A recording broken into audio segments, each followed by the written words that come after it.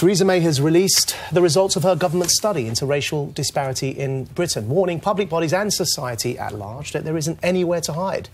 The Prime Minister has laid bare some uncomfortable truths for our country to face.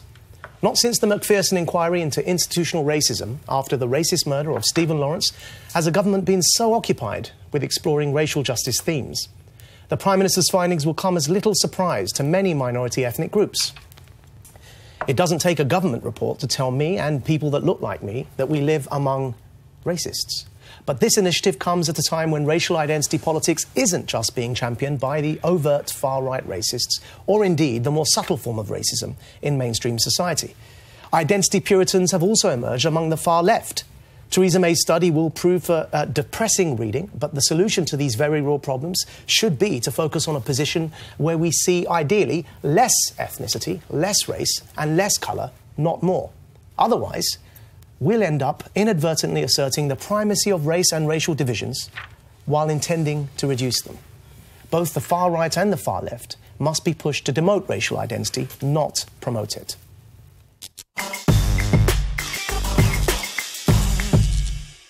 Well, Maajid, you know, usually I tend to agree with you on most things. Let rip, June. But I completely disagree with you on this one. Go for it. And I know that, because we're friends, I know personally that you have an issue with what you call the regressive left. Indeed, I coined the phrase. You coined the phrase, around the world. And I think that's slightly influenced your take on this, which is what Munira Mirza basically said.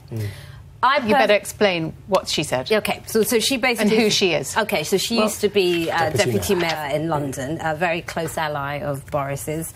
And what she said... Just do you want to bring this in? We've got a grab from have you? Let's bring it in. Yeah. Have a look. There are many complex reasons why there are disparities between groups, and it's not always about the colour of their skin. Very often it's not, and it's certainly not always about discrimination. I think it can stoke grievance, it can make ethnic minorities feel that society is against them, it can create resentment between groups, and it can also, and this is I think the most important point, it can make ethnic minorities less trustful in the system. I think the problem we have here is the government hasn't offered any real clear solutions. Now, to me, I think we do have to define people by the various categories because the solutions for each group are varied. So the reason why traveller communities or gypsy communities, the children in those groups aren't doing well is different to the reason why maybe young black boys aren't doing well. So you can't lump it all as one thing and pretend that these categories don't exist. Let me clarify. I think there's been a misunderstanding as to what my position is. Okay. So I'm between what Munira has just said and what I think you've just said, which you can clarify if I've misunderstood you, but I'm definitely acknowledging there's a problem. You know, at the end of the day, if the chances of gaining employment after graduation for Pakistani and Bangladeshi Brits is 12% worse than their white counterparts, and for Indian and black British is 5% worse, if the rate of conviction for young black men is 3 times higher than young white men, if the rate of expulsion from school for young black men is 3 times higher than their white counterparts, if young traveller children are by the age of 11 9 out of 10 are failing, cannot read, right? There's definitely a problem, and I think that Munira's remarks fail to emphasise enough on the problem aspect of it. So wouldn't you say that we need to make sure we have the categories so we can find solutions for each group? Yes. Because the reasons are different for each category. And I'm going to summarise in one sentence what I mean by what I just said to kick off this debate. And what I mean is, if we, and I don't think you do this, knowing you the way I evidently do, right? I think if I primarily use the framework and the lens of my racial identity through which to analyse every single political problem, if I identify myself first and foremost and alone through my racial identity, and don't accept that I have multiple identities, then how does that make me any different to the white supremacist who also only defines me by my racial identity? And that's a subtle difference. And what I mean by that, very quickly, is there are people that do that. Can I just add to that? I completely agree with your point, but I think in this government audit, that's not what this is. This is an audit about the lack of progression from these groups. This is an audit that shows that social mobility has grounded to a halt. The only reason it's important in this... So for this, in this context, it's right. But in general, with what you're saying, and it's important because, as you said, it doesn't get to solutions. And so the reason it's important important is when getting to solutions, for example, I endorse blind CVs.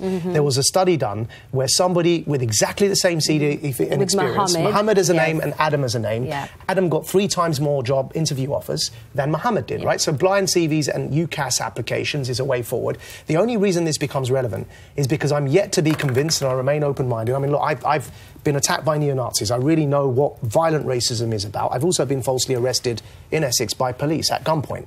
And you've been put on the regressive left list. Yeah, that's right. So I really have seen what the both sides of this debate. But what I'm yet to become convinced of is I don't think positive discrimination is the way forward. Disagree. The quota system. And that's where I'm prepared to debate that. But that's where about this report is that some of the biggest victims in this report are white working class boys. And you mentioned some stats before. Stats about what the Institute of Fiscal Studies did a report in 2015 that said white working class boys have a 32% chance of going to university. That's right. Now, lots of the other ones, Indians, Bangladeshis, Pakistanis, their rates are between 35 and 42%, and they're the people that are not being addressed. They are the victims. Now, I just read something by Trevor Phillips the other day, who I really respect, and he said there are lots of liberal minds in this country that see every black person as a victim and every white person as an oppressor. He said what this study does is blow that idea wide apart. And as Munira just said in here, which I think is really, really important, you know, statistics are often used in a way to cast ethnic minorities as victims, when in many areas in life they're not. They're over... What's the word? Well, there's a complex picture. For example, Indians in this data here British Indians are better outperforming. Managers. But what that report didn't acknowledge was that ethnic minorities, they arrive at where they are for lots of reasons. It's because of culture, it's because of background, it's because of family, it's because of low income. It's not necessarily because of racism. And I think we have to be careful of creating some kind of culture. But racism does exist. Madge, can we drill down into some of the solutions, because I thought your suggestion was interesting, having colourblind UCAS applications, colourblind CVs, and that, I think that raises a question to me: would that actually achieve the desired effect? If what you saw was a list of qualifications from people who'd had privileges, that those, whether you had a name or not, but actually going to Greg, the BBC is now saying you're not going to put your university qualifications on CVs because they want to consider all applications without necessarily the advantages of education. I'm not sure they need to see the university to spot the right people. You said the BBC was hideously white. How did you work? I spent a long time ago. I worked in the race relations industry, and I was there when we were arguing for keeping of statistics, because the keeping of statistics meant you could begin to identify problems. But that's not enough in its own. And the thing about this report, I think it's quite a good report. But in itself, well, you can't assume, which is the sort of general thing, that every time anybody's disadvantaged, it's racism. You can't assume. Yes, exactly. You can't assume that. I mean, when I'd done the hideously white thing at the BBC, it allowed me to, when people used to write to me and say, I didn't get this job because I wasn't, because I was CV black. Example, there is only one assumption left to be made, because everything else was identical. Apart from the name. And apart from the name, the experience, the qualifications, and the jobs being applied to. But I mean, I produced a report 30 years ago called No Bloody Suntans, which was basically an interview with someone who ran an employment agency, just saying how many people contacted them and said, we don't no bloody suntans. Now, that's 30 years ago. Suntans means black. It means blacks. Does it mean, yes, it meant you, probably. Right? Now, 30 years on, we've come a long way from there. We've come a long way from there. But you're going through this statistics, some you can say, well, I wonder why that is. Let's try and work out why that is. This is my point, why I do think you need the categories, because the solutions are different for each group. You do need the categories. And by the way, I think you need the categories. And what I'd like to see with this conversation, Maajid, is actually for it to go in a different direction, which is about the waste of talent and the loss of opportunity, because these kids that we're not supporting to be their best could actually be the children who've got a cure for cancer. We're losing out with this discrimination. I think the only thing we're differing on is what's known as affirmative action or positive discrimination. Which I agree with and you don't. And my concern with it is twofold. One, the white working class kids and the traveller kids are white. Yes. And two, when you introduce a quota system like that, you may end up inadvertently creating more racism. No, but affirmative action can also be for class too. It doesn't have to just be race or gender. If you do end up creating more racism because somebody feels bitter that they've been left out because for a quota system they haven't got a place that they were otherwise qualified for, it could backfire. Now, how do you juggle, if it is for white working class kids as well and traveller kids, which is what it would have to be? How do you juggle that? One could argue, if you take the far left view that I'm criticising, that white working class kid still benefits from the power structure because he's still white. And that's where I differ from the far left. Well, and that's hold my on, problem. Mike. Ask you a question from the prism of your perspective. Do you think Britain is a racist country?